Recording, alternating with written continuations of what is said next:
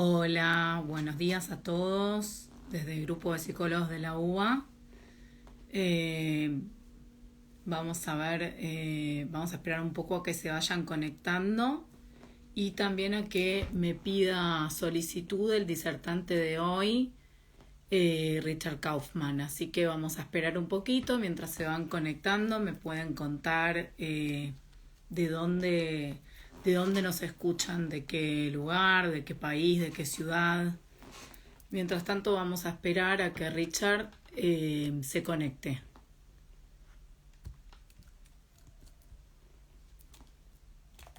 Me va a tener que pedir solicitud desde allá, desde Israel, para el tema de hoy.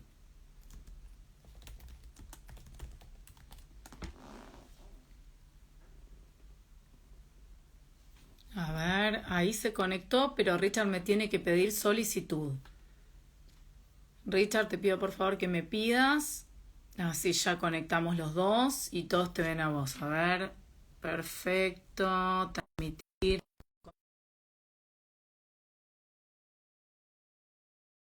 a que aparezca Richard. Así arrancamos la charla.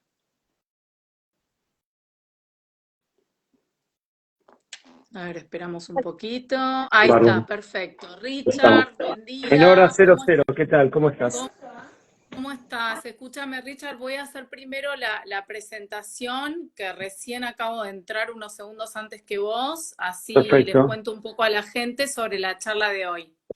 perfecto. Bueno, bueno, Richard, ¿vos me escuchás bien y me ves bien? Yo te veo perfecto y te escucho perfecto. Perfecto. Bueno, bienvenidos a los que están por primera vez. Esto es Grupo de Psicólogos de la UBA, una red de difusión, transmisión y atención psicológica. Y en esta oportunidad nos acompaña el rabino licenciado Richard Kaufman desde Israel para hablarnos sobre el conflicto de Medio Oriente, Israel-Irán, cuál es la psicología del Islam.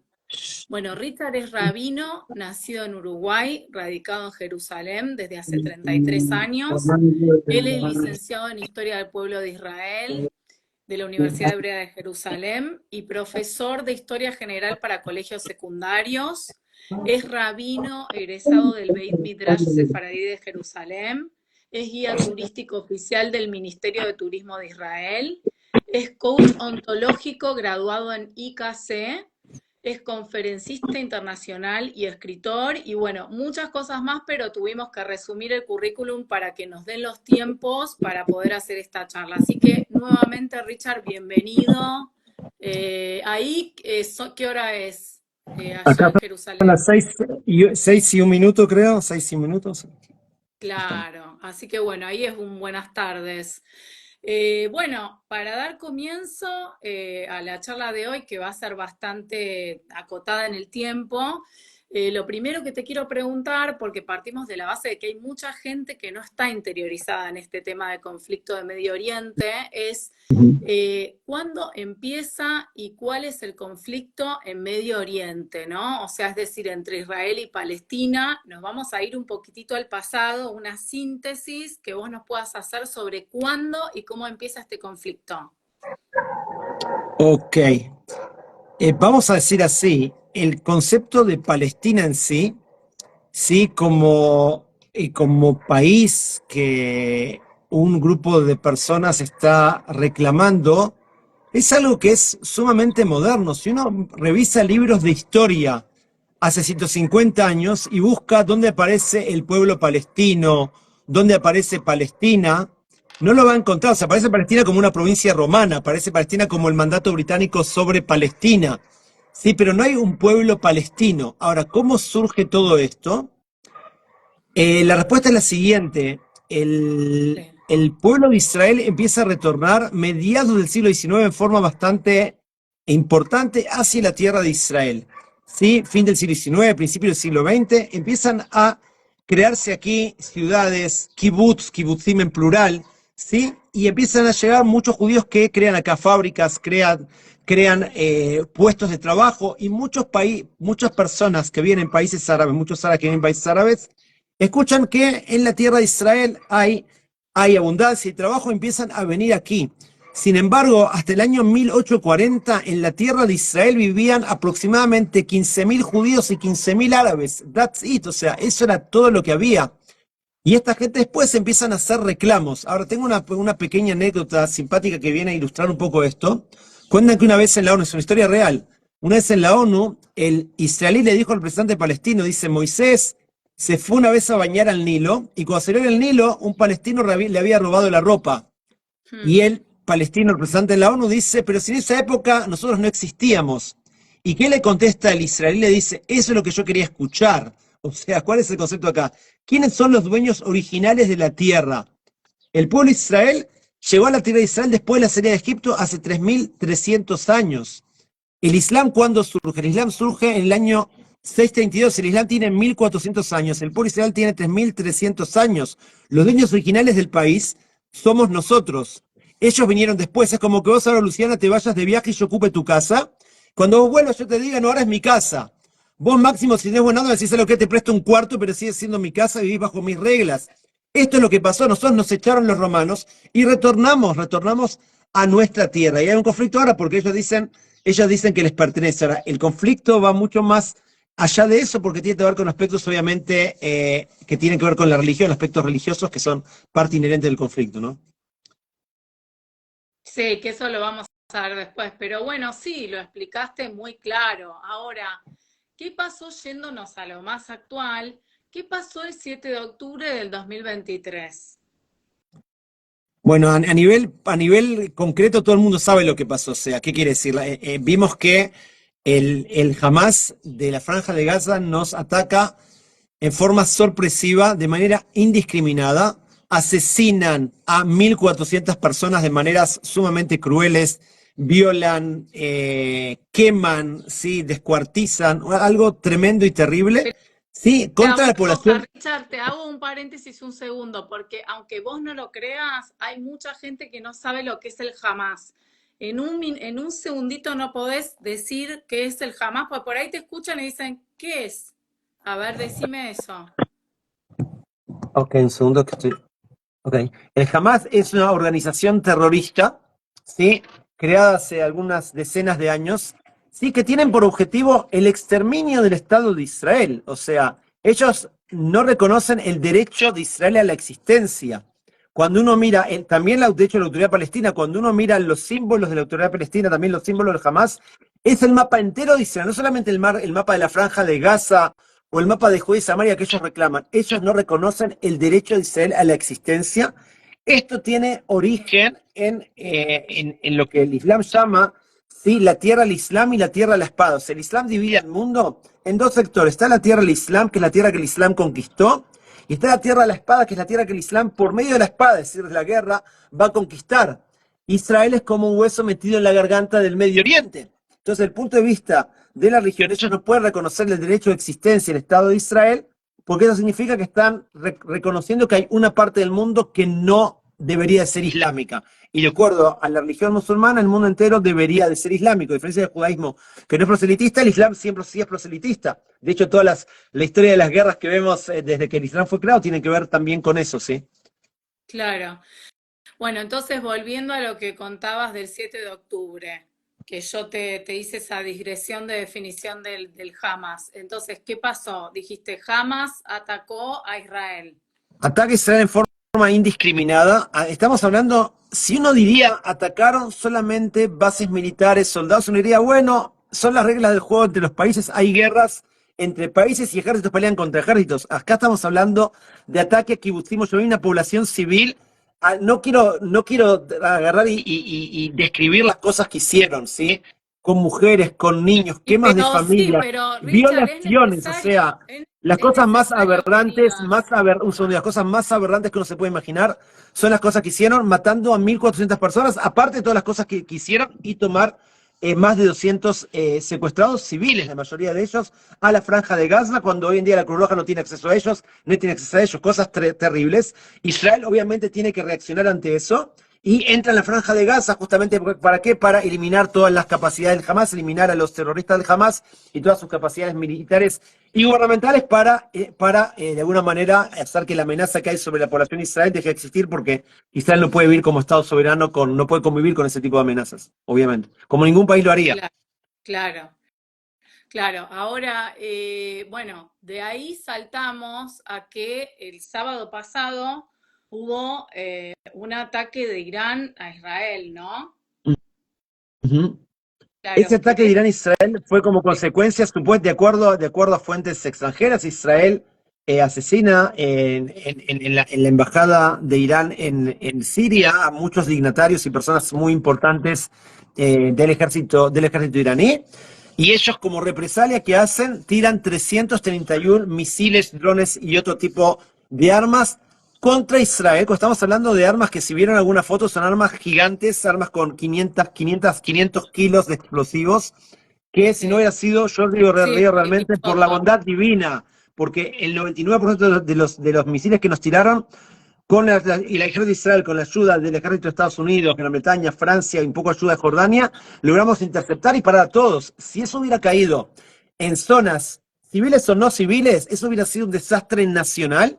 Israel tomó represalias en la noche de ayer, que a mi entender es una degustación de lo que Israel todavía tiene que hacer o va a hacer, porque el intento de ellos no puede simplemente acallarse con algo simbólico como lo que pasó en el día de hoy, sino que no es que yo sea un belicista que quiero guerra y quiero derramamiento de sangre, pero realmente ante un país terrorista como lo es Irán, la única forma de amedrentarlos y disuadirlos es haciéndoles cosas que realmente les duelan, que les hagan pensar dos veces si les conviene o no hacer este tipo de cosas contra el Estado de Israel.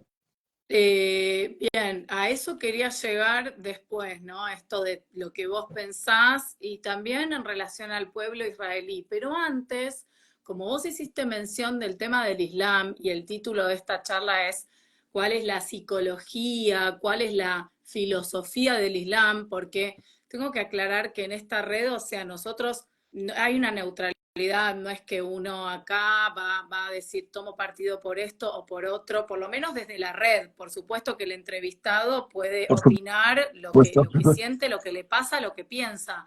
Pero sí te quiero preguntar si vos podés hablar más en detalle de lo que vos sabés, porque te escuché la vez pasada en una entrevista que me encantó, también con una persona de Israel.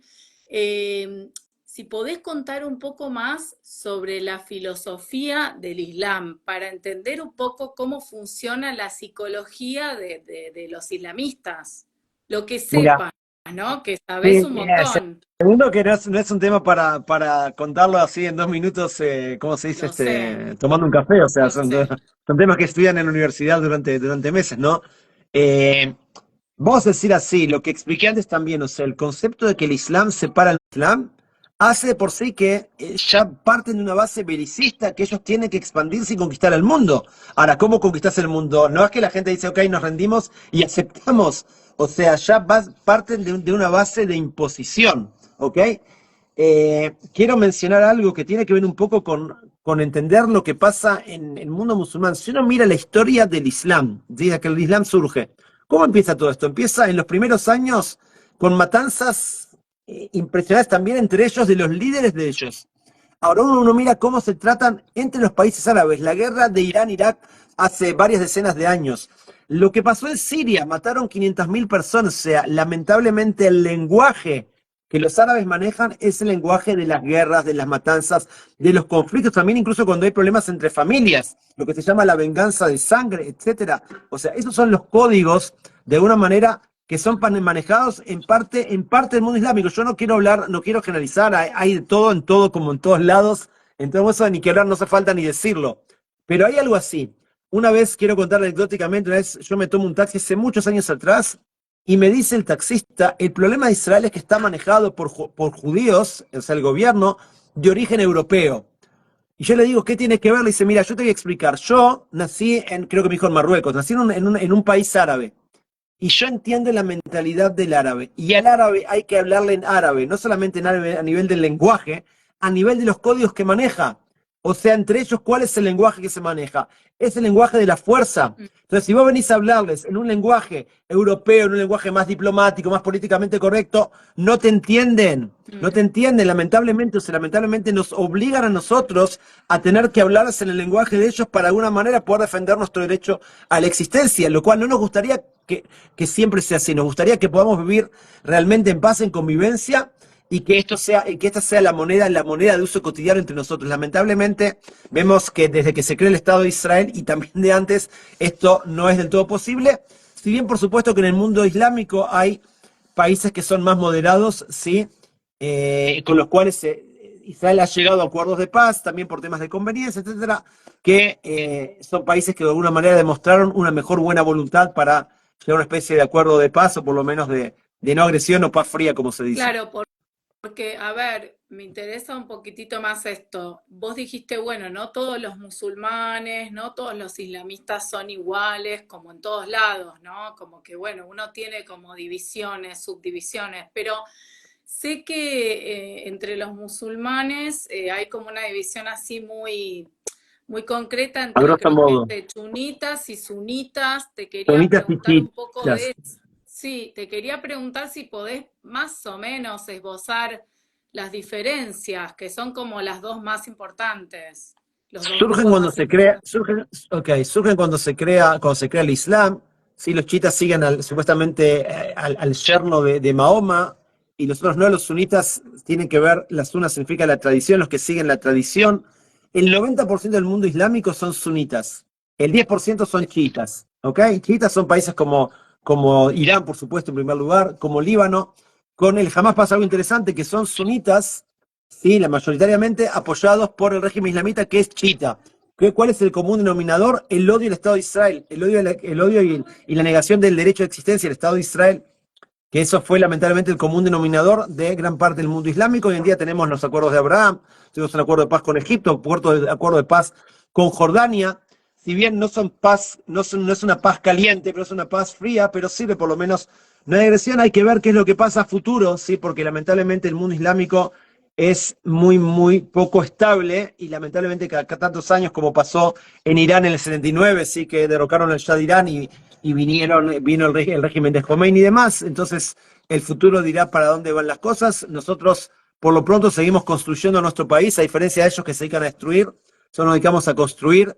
Sí, Bueno, creo que pero la mejor, un segundito, la victoria más grande nuestra es justamente tratamos de construir, tratamos de generar tecnología, sí, generar medicina, generar todo tipo de cosas que traigan beneficio al mundo, en vez de lo que hacen ellos, que se dedican a pensar cómo causar muerte y destruir al mundo. Richard, pero vos dijiste entonces como que hay una, digamos, si comprendí bien, los chunitas son esta minoría que incluye a Irán, No, al revés, o eran... los sunitas son la mayoría, son el 90%, sí, los chiitas son la minoría. Hay también, como dije, o sea, el Hamas son sunitas y son radicales, y están, por supuesto, en contra de Israel. Tenés muchos sunitas así, tenés muchos chiitas así. La mayoría de los que son más flexibles pertenecen a los sunitas, ¿ok? Ah, mira, claro, Está. como que no tienen per se el objetivo de destruir al No podés, diferente, al no podés prójimo. generalizar, porque dentro de cada grupo tenés Claro, subgrupos y subgrupos dentro de los grupos. O sea, claro. estás hablando de más de 1.000 millones de musulmanes, no hay forma de agarrar y Está hallarte bien, en 2 minutos una está generalización. bien, pero está bien, Richard, pero si vos tuvieras que resumir, porque la entrevista esta es corta, como no sé, 5 preceptos fundamentales del Islam, ¿no? Uno dijiste que es la destrucción de Israel. O No, no, sea, no, yo no, no, eso, no, no, no, yo no dije, no hablé de precepto, hablé de ideología. bueno, Ellos cinco tienen preceptos, características, cinco tienen características. preceptos, no voy a entrar en eso, tienen preceptos, así como tienen el Ramadán, que es parte de los preceptos, tienen 5 preceptos principales y tienen después un montón de tradiciones y demás. No es el tema. A nivel de ideología, hay una ideología, lo que se hablé, el tema de lo que se llama la tierra del Islam y la tierra de la espada, que eso es un tema ideológico, que es la gran barrera que impide también acuerdos de paz, porque ellos no están dispuestos a reconocer el derecho de existencia del Estado de Israel. Ese es el tema principal. Obviamente que yo no voy a negociar, te lo voy a decir en forma clara. En los libros de los colegios, en la Sí. Franja de Gaza, no solamente que Israel no existe, o en Judea y Samaria incluso, ¿quiénes son los héroes nacionales de estos libros?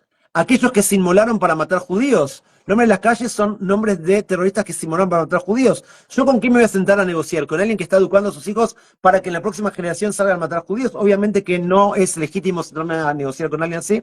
Cuando cambien los contenidos en los libros de estudio Sí. y los héroes de ellos sean personas que buscan la paz, que buscan la convivencia, ahí tengo con quién hablar. Hasta que esto no se cambie y no tengo con quién hablar, creo que es una exigencia más que razonable. Ahora, Richard, ¿cuál es el significado para ellos de inmolarse, ya que mencionaste la palabra?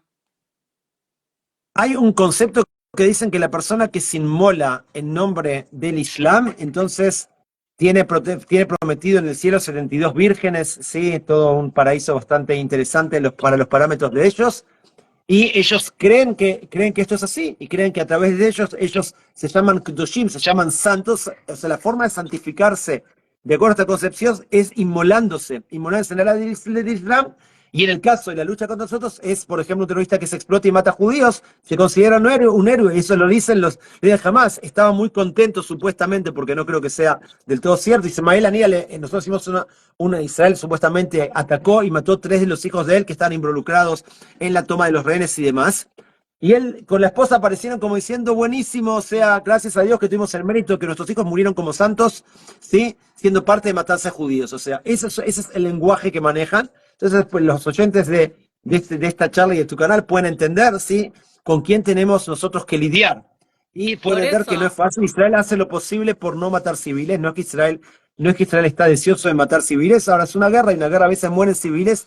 Israel hace lo posible para no matar a no involucrados, a diferencia de ellos, que lo que ellos hacen es totalmente indiscriminado, como se vivió el 7 de octubre y se vio a lo largo de toda la historia. Richard, te quiero hacer una pregunta. Obviamente estoy contando el tiempo, que todavía tenemos unos minutitos. Te quiero hacer una pregunta antes de ir a la última parte de la entrevista, que es, ¿cuál es el concepto de Israel como la tierra prometida, ¿no? Y además de que expliques muy breve qué significa que Israel es la tierra prometida, ¿qué les pasa a los islamistas con esto de que Israel sea la tierra prometida? O sea, son dos Muy preguntas bien, en una. perfecto. Ok.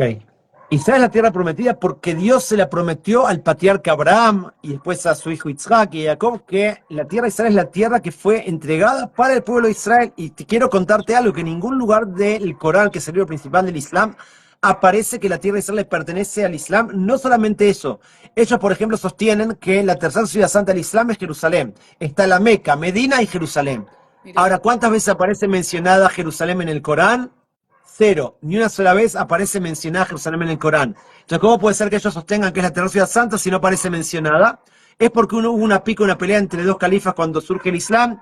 Uno ganó y se quedó con la Meca y Medina, el otro perdió y tuvo que buscarse una ciudad alternativa, ¿sí? Para hacer que sea su centro. Y como Jerusalén ya tenía renombre, entonces digo, voy a augurar una ciudad que tiene importancia y conquista Jerusalén, y a partir de ahí surge, pero eso surge a posteriori por una causa política, no por una causa religiosa. Y en la Biblia, ¿cuántas veces aparece mencionada Jerusalén? 658 veces. O sea, está clarísimo de la relación intrínseca que tiene el pueblo Israel con Jerusalén, con la tierra de Israel, a diferencia de el reclamo que ellos hacen, que es un reclamo que ni siquiera desde las fuentes de ellos está considerada, y la gente del Islam, que son personas honestas, lo reconocen. claro. Pero bueno, se le dice la tierra prometida porque, digo, Porque Israel es la tierra prometida. ¿Cuál es Porque el por qué? Dios le dijo a Abraham que que él le promete que la tierra de Israel va a ser la tierra que le va a dar a Abraham y a toda su descendencia. Se llama así porque es la promesa divina de Dios a Abraham y a los descendientes de Abraham, que somos todos nosotros también. Claro, claro. Bueno, ahí se entiende más la historia, ¿no? Porque uno lo nombra, pero por ahí mucha gente no sabe de dónde viene la promesa de Dios a Abraham. Ujú. Exacto, Bueno, exacto. y Y a lo toda su último, descendencia, y a toda su descendencia. claro, y Sí. a todo el Hay que pueblo. enfatizar esto que es Y muy importante. sí, Y bueno, la pero por descendencia de eso, Abraham, quiero agregar algo más, y la descendencia de Abraham va a partir de su hijo Isaac. ¿Qué es lo que dicen los musulmanes? Dicen, no, no, no, va a través de Ismael, que es el hijo que tuvo Abraham con Agar, que era la concubina, y dice, no, no, la promesa va para el lado de Ismael. Nosotros no, no, va para el lado de Isaac. ¿Ok? Ahora, igual el Islam surge mucho, mucho después de Ismael, por supuesto, ¿no? pero ellos ¿qué tienen que ver con Isaac? Porque vos Ismael, dijiste, Ismael e Isaac eran medios hermanos. Isaac e Ismael son medios hermanos. El papá es Abraham, Abraham es padre también de Ismael y también de Isaac, solamente que la mamá de Isaac era Sara y la mamá de Ismael se llamaba Hagar.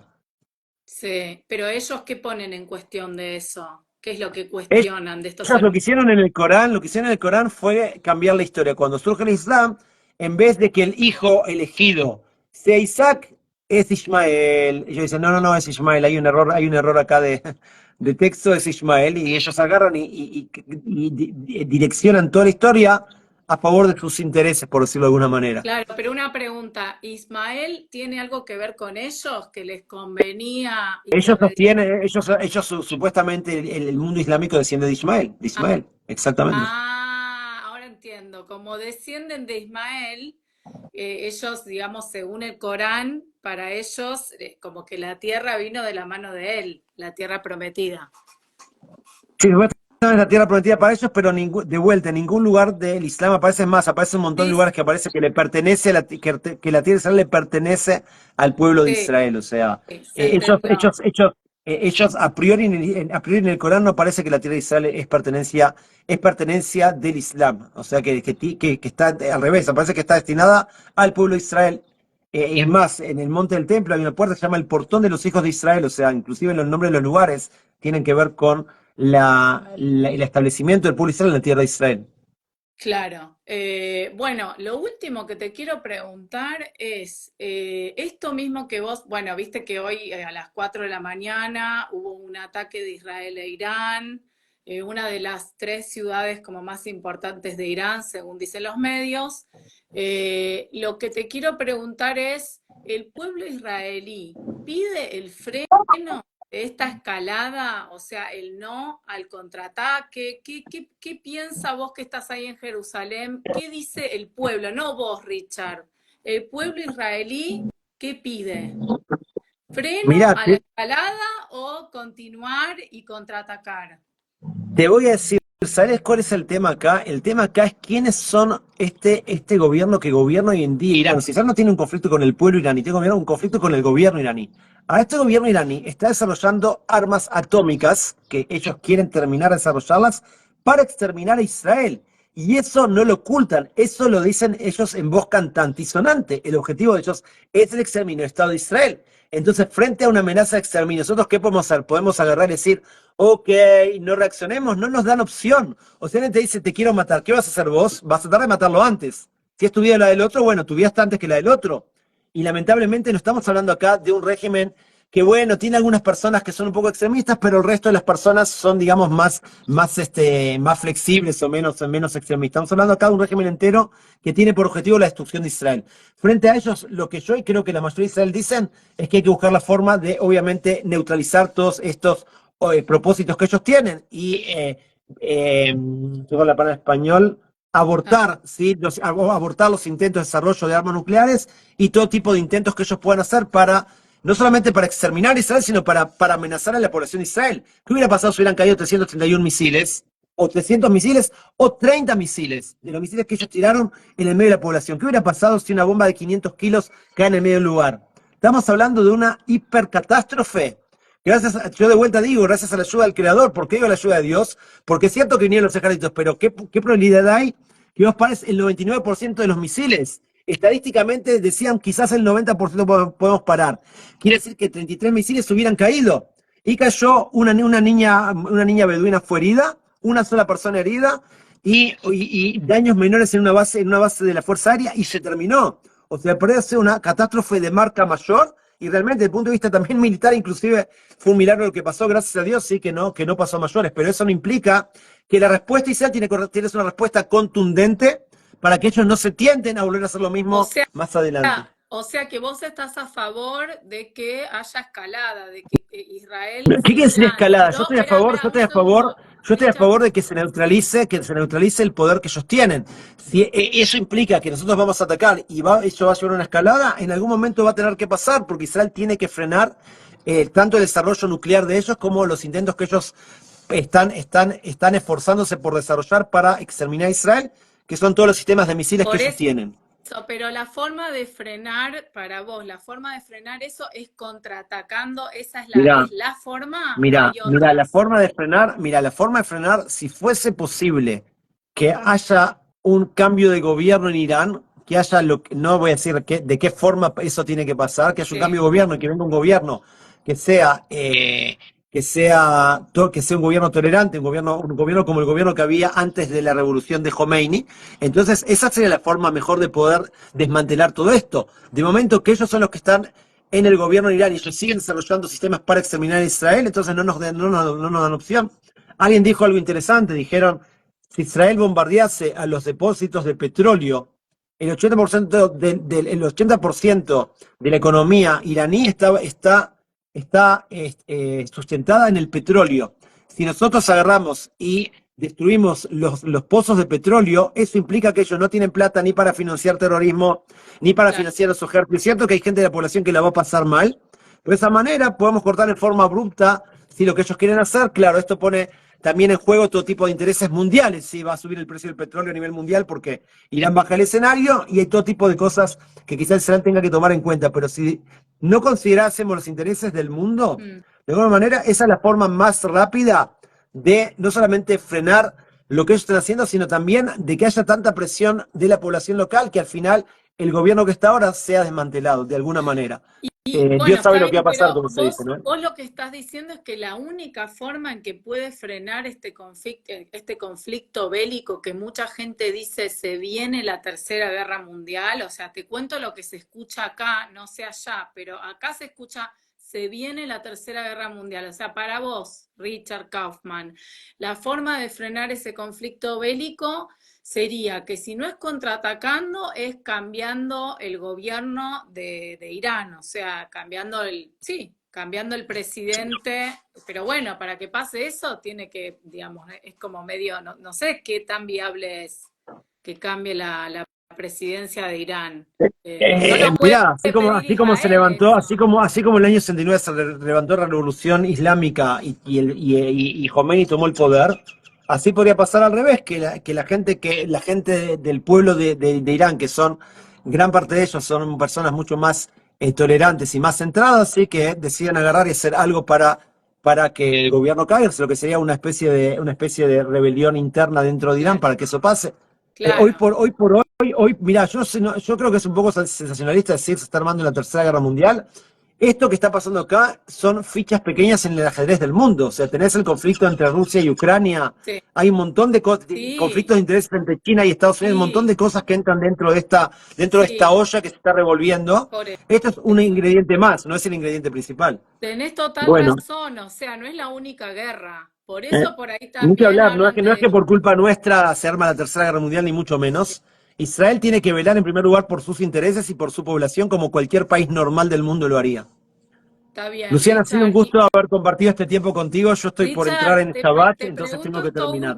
esto último que es importante porque la gente quiere saber, en medio de este conflicto bélico, ¿cómo sigue la vida ahí? O sea, ¿se abren los comercios? ¿Está todo La cerrado? vida en Israel sigue, gracias a Dios, en forma totalmente normal. Fuera de de la franja norte, que Israel está bombardeada por el Hezbollah y muchos poblados fueron abandonados, ¿sí? Y la población fue trasladada a otros lugares hasta que se solucione el tema con el Líbano, que es otro tema, ¿ok? La vida, yo vivo acá, es 100% normal en Jerusalén, en Tel Aviv. Claro. El país vive, el país se desarrolla, obviamente, con la tensión constante que estamos en una guerra, sí, que estamos escuchando las noticias, que mueren soldados, obviamente que eso nos duele a todos, pero la vida del país es 100% normal y es parte de nuestro triunfo el hecho de que la vida se puede mantener de forma normal.